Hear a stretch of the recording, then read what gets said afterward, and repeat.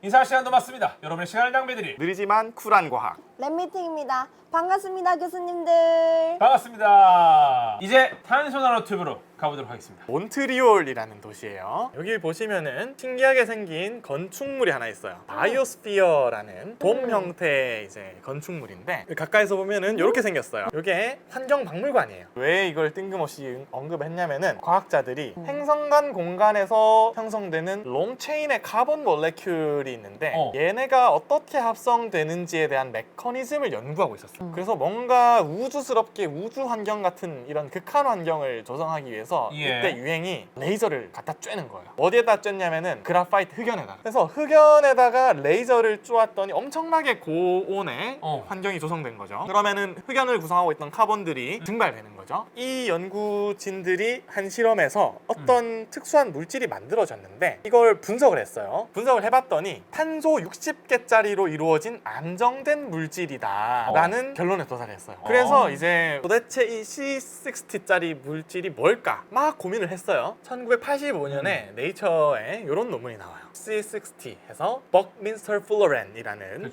이름을 붙였어요. 아까 전에 버크민스터 플러가 만든 그 구조물 있잖아요. 그 구조랑 닮은 구조일 것이다. 그래서 이 사람 이름을 따서 버크민스터 플러를 붙이고 ENE를 뒤에다 붙여주면은 이런 육각형 카본 불포화된 카본을 이제 뜻할 때 ENE를 붙이거든요.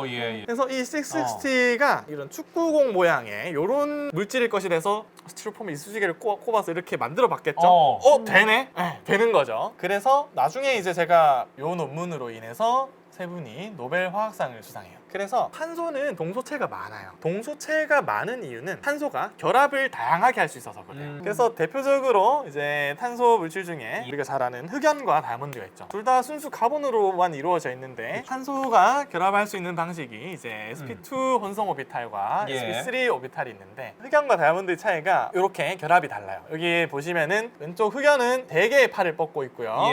오른쪽 다이아몬드는 4개의 팔을 뻗고 있어요. 자, 근데 두 개가 좀 결정적인 차이가 있어요. 이게 뭐냐면은 다이아몬드는 위에서 보나 옆에서 보나 밑에서 보나 똑같아요. 근데 흑연은 옆에서 보나 위에서 보나가 달라요. 그리고 이 층층이 돼 있는데 이 층층의 결합은 굉장히 약해요. 이게 화학 결합이 아니고 물리적 결합으로 돼 있거든요. 그래서 우리가 연필로 어떤 글씨를 쓴다는 게 뭘까? 겹겹이 뜯어지는 거죠. 우리가 쓱 문지르면은 종이에 이렇게 부서져서 남아있는 거죠. 하지만 다이아몬드를 아무리 종이에 끄적거려봐도 아무것도 남지 않죠. 자, 그래서 흑연이 최근에 이슈가 많이 됐죠. 왜? 자, 맨 위에 그림이 흑연에서의 한 장을 그린 거예요. 그래핀이라는 물질이에요. 흑연의 한 층을 일컫는 말인데 초록색 물질을 보시면은 그래핀을 이렇게 초록색 모양으로 잘라서 동그랗게 말면 플로렌을 만들 수 있고요. 그 다음에 이렇게 면을 썰어서 김밥 말듯이 말면 이제 요게 이제 카본 내노 튜브 구조가 되고요. 이런 김을 여러 층 쌓으면은 이게 그라파이트가 되는 거예요. 자, 근데 이제 나노 카본들이 노벨상 맛집이죠. 흔히들 제로 디멘셔널 카본이라 부르는 플로렌이 96년에 노벨 화학상, 2D 물질인 그래핀은 2010년에 노벨 물리학상. 안드레 가임. 근데 1D 물질이면서 심지어 그래핀보다 먼저 발견된 카본 나노튜브는 노벨상이 안 나왔어요. 요게 이제 오늘 이재근 교수님의 자리다.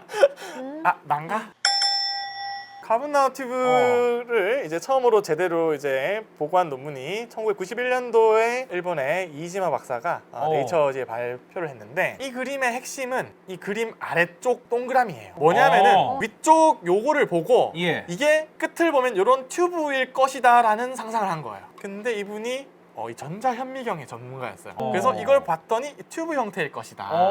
그래서 오른쪽과 같은 이런 구조일 것이다 라는 구조를 제안을 해요. 이 논문이 이제 카본 나노튜브의 오리지널 논문으로 보통 인정받는데, 자, 그러면 이분 왜 노벨상을 못하느냐? 오리지널이 불분명하다는 썰이 있어요. 왜냐하면은 오른쪽 그림 보시면, 자, 나도 그거 사실 봤다. 76년도에 나타났어요. 그리고 실제로 보면은 전자현미경 사진에 카본 나노튜브가 있어요. 왼쪽 사진 보면요, 아니다, 나는 50년도에도 봤다. 러시아 과학자들이 나타나요. 그래서 이게 오리지널이 정확하게 얘기하기 힘들어요. 다른 이유도 있을 거예요. 아마 예. 좀 물리적인 중요성이나 이런 거에 대해서 음. 충분히 임팩트가 없다 뭐 이런 얘기도 있을 건데 어. 자 그래서 탄소 나노튜브는 그럼 도대체 얼마나 세냐 강도를 측정을 해야 되는데 사실 강도 측정이 쉽지가 않아요. 왜냐하면은 강도를 아까 측정하려면은 어떤 물질을 당기면서 네. 예. 그 끊어질 때 최대로 받은 응력을 이제 면적으로 나눠야 되잖아요. 그쵸. 근데 이게 너무 작은 물질이다 보니까 어. 잡아서 당기기도 힘들고 잡아서 당기면서 거기 가해진 힘을 측정하는 것도 힘들 뿐더러 면적을 디파인하는 것도 되게 힘들어요. 왜냐면은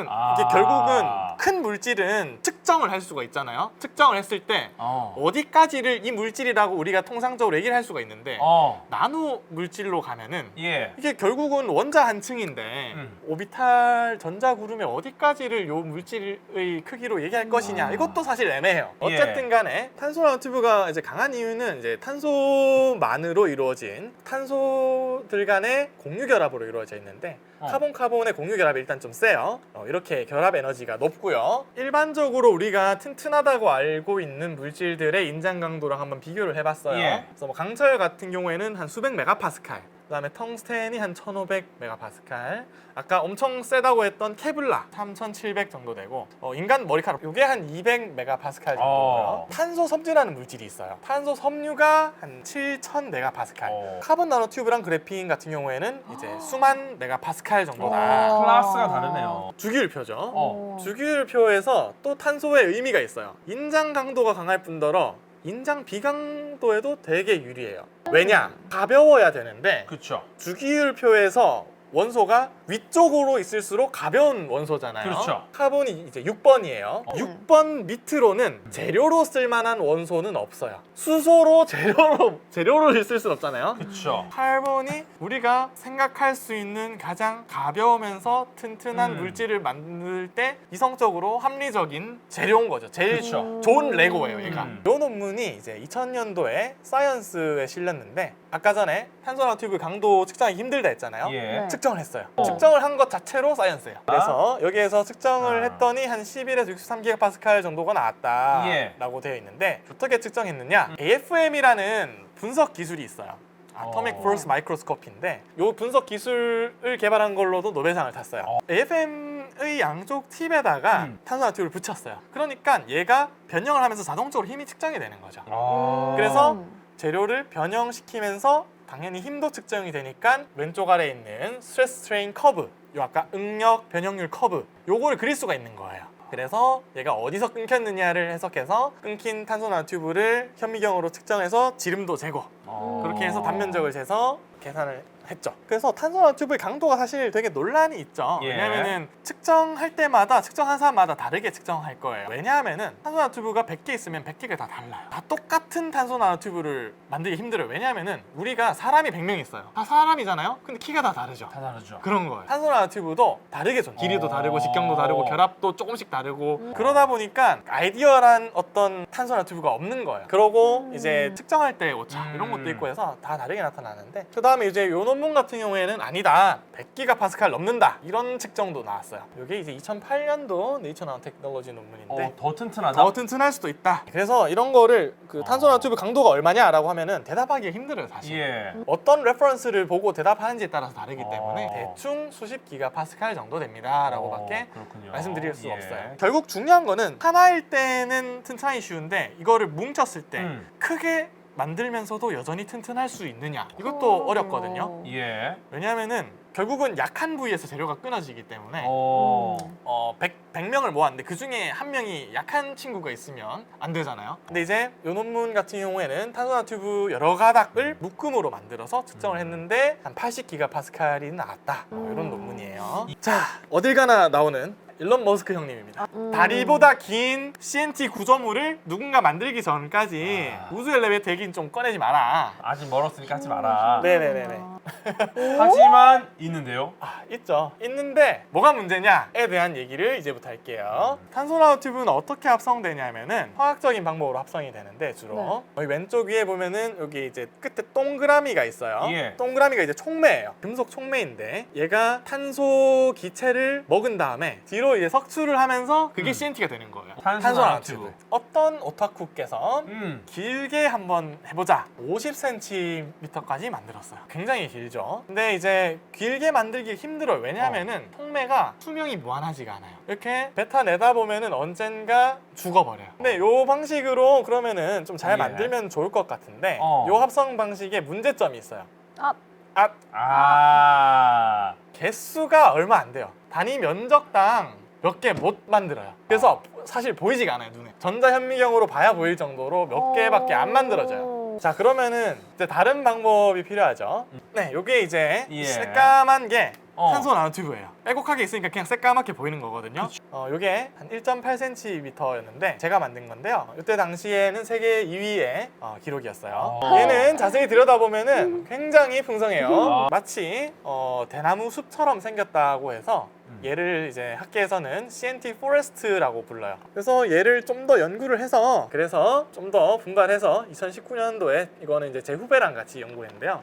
당시 세계 1위를 찍었는데요. 근데 2021년에 최근에 일본의 어떤 그룹에서 14cm가 나왔어요. 14cm. 네. 오. 당시 2cm까지 나왔을 때만 해도 진짜 획기적이었거든요. 와. 왜냐면은 그전에는 밀리미터 단위였어요. 근데 여기서 중요한 것은 어쨌든 이게 지금 합성 시간이 1500분 이상 걸리는 거잖아요. 현실적으로 이 방법으로 만들어서 우주까지 만드는 거는 불가능해요. 그러면 도대체 어떻게 할 것이냐? 꽂아! 꼬면은 길이가 무한정 긴 걸 만들 수 있겠죠. 계속 더 넣으면 되잖아요. 꼬아서 만든 실을 우리가 강적사라고 불러요. yarn이라고 부르는데 예. 그러니까 우리가 입고 있는 고분자 섬유실은 무한한 길이를 갖고 있는 연속체인데 예. 목화실 같은 경우에는 사실 짧은 섬유들을 꼬아서 만든 야한의 구조거든요. 예. 그렇게 제품으로도 나와요. 근데 요거 같은 경우에는 구하기가 쉽지 않아요. 이런 거는 군사나 이런 물질로 쓰일 수 있기 때문에 수출이나 이런 게 좀 굉장히 까다롭게 관리돼요. 그래서 제가 알기로는 거의 전량 요 회사에서 나오는 게 전량 나사로 들어간다 했어요. 자, 그러면은 생각을 해봤을 때 우리가 탄소 나노튜브를 아마 실제로 보신 분들은 이 왼쪽 아래 그림을 보셨을 거예요. 탄소 나노튜브를 구매를 하면은 이런 까만색 가루거든요. 그냥 예. 보면은 비록 그걸 자세히 들여다보면은 여기 이제 전자현미경 사진처럼 길쭉길쭉한 나노 구조로 있긴 한데 이런 그냥 흩날리는 그냥 모래알 같은 가루예요. 이거를 어떻게 꼬아서 실로 만들까요? 그래서 꼬는 예. 방법을 간단하게 말씀드릴게요. 한 세 예. 가지 방법이 대표적으로 좋습니다. 있는데 이 세 가지 방법이 다 처음 나왔을 때 사이언스에 나왔어요. 첫 번째는 아까 전에 CNT 포레스트라는 구조 있었잖아요. 예. 그거를 굉장히 풍성하게 잘 만들면은 이 포레스트에서 이 나무가 뽑힐 때 옆에 나무들을 같이 끌고 뽑혀요. 왜냐하면은 나노 물질 사이에서는 반데르발스 인력이라는 게 작용하는데 나노 물질은 가볍기 때문에 반데르발스 인력이 굉장히 크게 느껴지거든요. 그래서 이렇게 잡아당기면은 섬유가 되는데 이 왼쪽에 보시면은 까만 네모 있죠. CNT 포레스트인데 그거를 잡아당겨서 뽑는 거예요. 잡아당겼더니. 자, 근데 이 방식의 문제점은 연속 공정이 안 된다는 거죠. 저기 이제 네. 까만 저기 CNT 숲 예. 저걸 다 써버리면 더 이상 맞아요. 길게 못 뽑는 거죠. 그래서 이 방식은 학계에서는 좀 재미있게 연구가 많이 되긴 했는데 현실적으로 경제성은 좀 떨어지는. 두 번째 방법은 이제 웹스피닝 방법이 있는데 뭐냐면은 탄소 나노튜브를 어떤 용매에다가 분산을 시켜요. 분산시킨 다음에 주사기로 쉽게 말해서 쏜다고 생각하시면 돼요. 쏘아서 어떤 능고액에 담그면은 탄소 나노튜브를 분산시키고 있던 액체들은 밖으로 빠져나가고 CNT들만 자기들끼리 응고가 돼 뭉쳐요. 면 뽑듯이. 그렇죠. 면 뽑는 그거 생각하시면 면을 돼요. 쭉 뽑으면 면이 나오자마자 좀 차갑게 하면은 탱탱하게. 탱탱하게 그렇죠. 굽거든요. 네. 면 뽑듯이. 그런 거죠. 그래서 이게 제일 대표적인 방법이고. 좋습니다. 자, 이 방식은 여러분들 솜사탕을 먹으면서 솜사탕이 어떻게 만들어지는지 한번 보셨나요? 짧은 실들이 흩날리는 거거든요. 그래서 걔네가 공중에서 어느 정도 개수 이상으로 밀도가 높게 많이 만들어지면 자기들끼리 네트워크를 형성하죠. 그거를 뽑아내면 실이 되는 거죠. 그래서 CNT가 솜사탕처럼 이렇게 합성되면서 공중에서 합성할 수 있어요. 솜사탕 같이 됐을 때 잡아당기는 거예요. 그래서 요거는 야. 합성과 동시에 이렇게 바로 섬유를 만드는 방법. 자, 그러면은 어. 얼마나 강할까? 오. CNT의 강도에 대해서 얘기를 했는데 예. 이 야는 도대체 얼마나 강할까? 강도를 예. 예측하는 식이 있어요. CNT 하나의 순수 강도 분의 이제 전체 CNT 섬유의 야의 강도를 예측한 건데 이게 완벽하게 CNT의 강도와 같게 되면은 이 비율이 1이 되는 거고. 대충 대충 세다는 세다- 의미. 자, 요 그래프를 보시면 예. 가로축이 CNT 길이고요. 세로축이 스트렝스 레이쇼라는 건데 예. 즉 CNT의 강도가 얼마나 그 야한에 반영이 됐느냐, 야한이 얼마나 CNT만큼 튼튼하냐. 이게 1이면은 CNT만큼 튼튼하다는 얘기예요. 그랬을 때 CNT가 길면은 이 레이시오 비율이 올라가요. 그러니까 긴 CNT로 만들어지면 이 밧줄이 튼튼하다는 거예요. 왜냐하면은 그냥 쉽게 생각해봐도 짧은 것들끼리 꼬여 있으면은 서로 접촉면이 좁죠. 근데 이제 긴 녀석들로 이렇게 꼬여 있으면은 접촉을 길게 할 수 있잖아요. 그래서 훨씬 더 쓸 것 같다는 직관적인 생각을 해볼 수 맞아요. 있을 거예요. 자, 근데 요 그래프가 사실 그 위에 식으로 그린 건데 사실 이 식이 과정이 너무 많아요.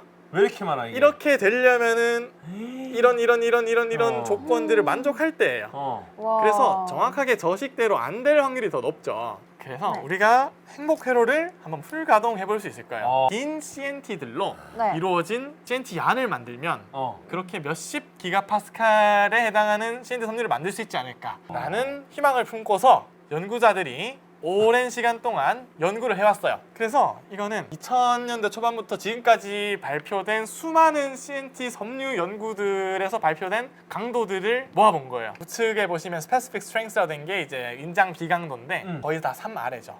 그 위에 가끔 높은 게 몇 개 있는데 얘네의 문제는 재현이 안 돼요. 아니면은 좀 측정이 좀 문제가 있어요. 그렇지만은 꾸준하게 한 20년간 연구를 통해서 인류가 발전해 나가고 있다. 그래서 요거는 이제 제가 2019년에 발표한 논문인데 그때 당시에 이제 세계 최고 인장 비강도를 발표해서 논문을 냈어요. 그래서 예. 이 그래프를 보시면은 우리가 일반적으로 좀 세다고 하는 물질들이랑 같이 그래프를 그려놨어요. 예. 자주색점을 보시면 굉장히 높은 인장 비강도를 갖는다. 그래서 예. 옆에 맨 왼쪽에 그 역삼각형 파란색이 탄소 섬유예요. 탄소 섬유보다 이제 높은 수준에 올라갔고요. 그리고 이게 특이한 게 가로축이 전기 전도도예요. 일반적인 탄소 섬유는 전기가 안 통해요. 근데 얘는 튼튼한데 전기도 잘 통해요. 그래서 그 굉장히 많은 또 공상을 할 수 있어요. 예를 들어서 뭐 솔라 셀을 다 붙인 다음에 거기서 에너지 공급도 거기서 받고 할 수 있고 막 온갖 거를 아. 할 수 있죠. 전기가 통하니까. 이 논문은 이제 제일 최근 논문인데요. 어떤 리뷰 논문이에요. 아까 그래프랑 비슷하게 닮아 있어요. 왼쪽이 이제 인장 강도 가로축이 전도도인데 노란 동그라미들이 탄소 섬유. 강도는 높으나 전기가 안 통하고 전기 안 통- 오른쪽 아래가 이제 보통의 금속들이에요. 금속들. 전기는 잘 통하나 비강도가 낮아요. 그래서 이 네모랑 까만색 요게 이제 CNT 섬유인데 33번이 제 논문이에요. 그래서 이분이 또 행복 회로를 잘 돌리세요. 시간이 갈수록 전도도도 올라가고 텐사일 스트렝스도 연간 23%씩 성장했다. 그러니까 우리가 계속 가다 보면은 충분히 더 높은 강도에 도달할 수 있지 않을까. 그래서 이 연구를 할 때 제일 중요한 게 저는 이거가 되게 중요하다고 생각해요. 왜냐하면은 이게 물론 당연히 되게 해야죠. 되게 하는데 실험은 항상 내 예상처럼 잘 안 되니까 안 돼, 안 돼. 항상 긍정적으로 생각할 필요가 있어요. 이게 안 되면 말고 정신이라는 게 이게 비관적인 게 아니라 이게 안 되더라도 남는 게 있다라는 거예요. 이게 지금 인류가 쓰고 있는 것 중에 제일 하이엔드예요. 제일 튼튼하고 가벼운 소재예요. 그래서 널리 보급은 안 됐으나 좀 비싸도 상관없는 거. 예를 들어서 비행기죠. 비행기 보잉 787에 지금 탄소 섬유가 들어가요. 가볍고 튼튼하면은 연료가 엄청 아껴지겠죠. 그래서 탄소 섬유 복합재가 보잉 787에 들어가요. 탄소 섬유가 좀 더 보편화되고 좀 더 값이 싸지면은 뭐가 되냐? 섬유화학 플라스틱 이게 지금 많이 쓰이고 있는데 점점 보급화될 거예요. 만약에 CNT 섬유가 잘 이제 연구가 돼서 상용화되면은 탄소 섬유의 다음 세대 소재로서 이제 쓰일 것이다라고 보고 있어요. 탄소 나노튜브는 요즘은 배터리 도전제는 뭐냐면은 전기가 통할 수 있는 채널이 되는 거예요. 예. 기존에 쓰던 재료는 카본 블랙이라는 재료인데 이거는 동글동글하게 생겼어요. 전기가 흘러야 되는 채널이 동글동글하니까 얘네가 전기가 통하려면은 동글동글한 게 이어져야 되니까 무진장 많이 넣어야 돼요. 때려 부어야 돼요. 그쵸. 그럼 엄청 많이 필요하잖아요. 예. 그러면 단위 부피에 그만큼 전극을 못 넣게 되죠. 카본 블랙 대신에 탄소 나노튜브를 썼더니 훨씬 적은 양을 넣고도 효율이 좋더라. 그래서 배터리에 지금 엄청 들어가고 있어요. 그 다음에 만약에 이제 우주 엘리베이터가 안 된다 치더라도 요즘 뭐 대한 기술들을 많이 나와요. 스카이훅 같은 거. 이런 게 나오더라도 결국은 가볍고 튼튼한 재료가 있으면 무조건 좋아요. 그래서 혹시나 스페이스 엘리베이터가 안 되더라도 다른 기술에도 잘 쓰일 수 있다. 만약에 뭐 아니면 도가 아니라는 거예요. 이게 그쵸. 하다가 안 되면 쓸 어쩌면- 때가 많아. 가는 과정에서 굉장히 많은 것들이 나온다는 뜻입니다. 예. 지구는 너무 커서 우주 엘리베이터가 힘든데 지구보다 좀 중력이 작은 그런 행성에서는 현실성이 있지 않을까. 그래서 이런 연구들은 사실 막 엄청 많은 그룹에서 하고 있진 않아요. 왜냐하면은 연구가 미국 라이스 대학의 파스칼리라는 교수님이 열심히 하고 계신데 예. 여기는 근본이 있어요. 제일 근본 있게 하는 연구 그룹이고 또 많이 하는 데가 이제 캠브리지. 케임브리지. 여기는 아주 교수님 몇 분이 뭉쳐서 아주 그냥 크루를 이루어서 빡세게 하고 계세요. 우리나라에서 이런 연구를 어디서 하느냐? 그 한국과학기술연구원 예. 복합소재기술연구소가 있어요. 여기가 이제 복합소재기술을 전문적으로 하는 세계적인 그렇구나. 수준의 예. 연구소예요. 그 나사랑 공동 연구도 해요. 그래서 이제 우주항공 신소재 관련해서 공동 워크숍 이렇게 개최하고 하는데 이 사진을 예. 사실 넣은 이유는 왼쪽 아래 뒤통수가 저고요. 예. 그리고 좀. 그 오른쪽에 있는 친구 이제 이동명 교수님이라고 예. 저랑 같이 그 연구를 했던 좋습니다. 예. 체크무늬와 줄무늬의 향연. 이게 이제 1903년도 10월 9일자에 있었던 일인데요. 왼쪽에는 뉴욕 타임즈 기사예요. 수학자들이랑 이런 공학자들이 100만 년 또는 수천만 년 연구하면 가능할 거다. 근데 그날 무슨 일이 있었냐? 라이트 형제가 조립을 시작했어요. 그래서 멋지다. 그 골방에서 숨어 있는 수많은 대학원생들 이분들이 정말 세계를 바꿀 겁니다. 인사 시간도 맞습니다. 여러분 시간을 낭비드리. 느리지만 쿨한 과학. 랩미팅이었습니다. 감사합니다, 교수님들. 감사합니다. 감사합니다.